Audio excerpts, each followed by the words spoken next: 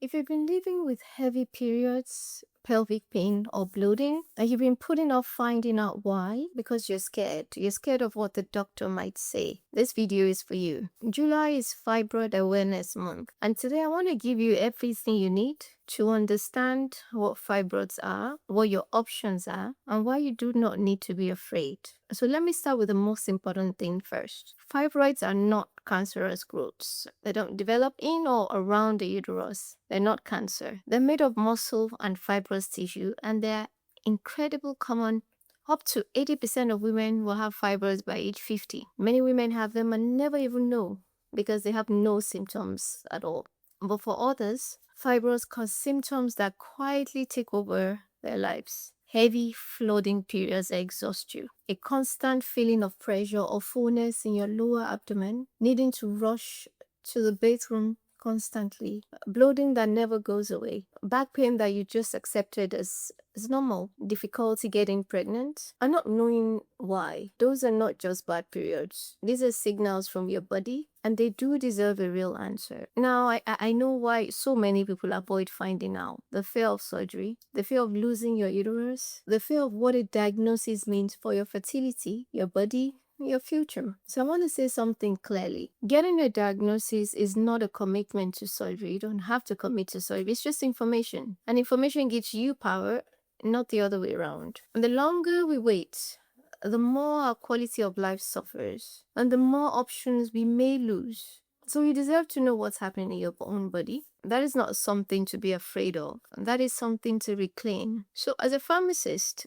here's what I want every woman managing, fibroids to know about their medications. Because this part rarely gets talked about. We don't talk about it often. If you're taking iron supplements for the anemia that is fibroid related, due to the heavy bleeding causes, I'll say timing matters very much.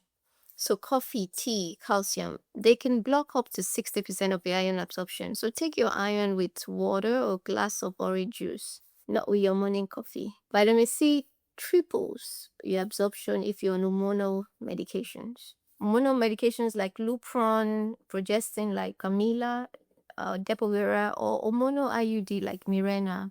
This work by managing estrogen levels to shrink fibers to control bleeding, but they come with their own side effects.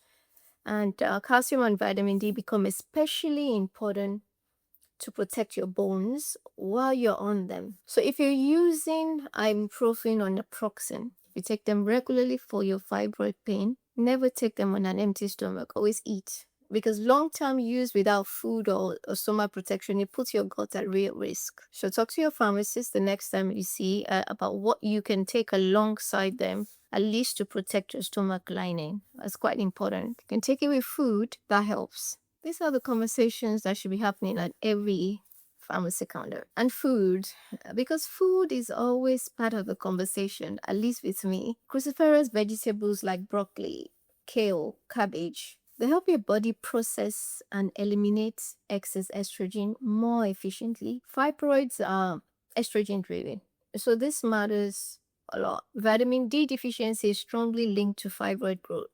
So get your levels checked. If you're deficient, and many women are, supplementing can make a real difference. Reduce red meat and alcohol. Both are associated with higher estrogen levels and increased fibroid risk. Increase your fiber intake.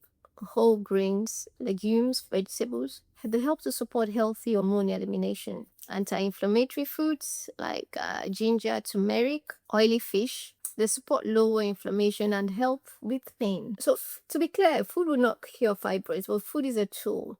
It would work alongside your treatment, not instead of it. Now, let me tell you what most women did not find out until it was too late. You have options. You have options beyond surgery, and there are medications that shrink fibroids without removing anything. There are minimally invasive procedures like uterine fibroid embolization. They cut off the blood supply to fibroids and they cause them to shrink while still leaving your uterus completely intact. There's surgical options that remove only the fibroids, preserving your uterus and definitely your fertility. So if a doctor tells you that hysterectomy is your only choice without discussing any of these alternatives, get a second opinion.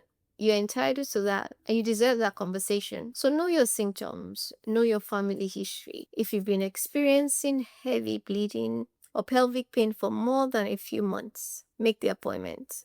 Not because something is definitely wrong, but because you deserve to know. So if this video helped you, or if you know someone who's been suffering in silence, please share it. That one share, it could change someone's life, it could change someone's perspective. And if you want my free fibroid awareness guide, it covers symptoms, it covers medication, it covers food, and your treatment options all in one place. Comment the word fibroids below and I'll send it straight to your DMs. I'm Dr. Remi Olukoya, pharmacist, founder of PharmD System. So visit pharmaplansystems.com too. You can learn more about your medications and your body working together. So take care of yourself. You are what it's smart. Your meds matter. Your body will love you for it.